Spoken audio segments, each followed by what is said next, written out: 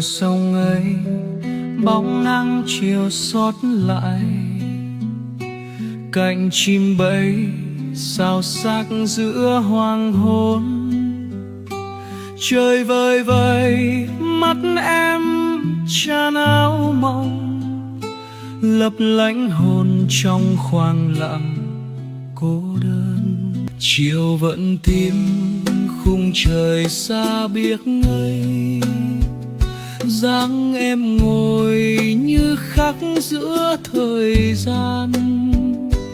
Trong khoảng lặng thời gian như tan biến, bởi tình thơ hòa quyện với không gian.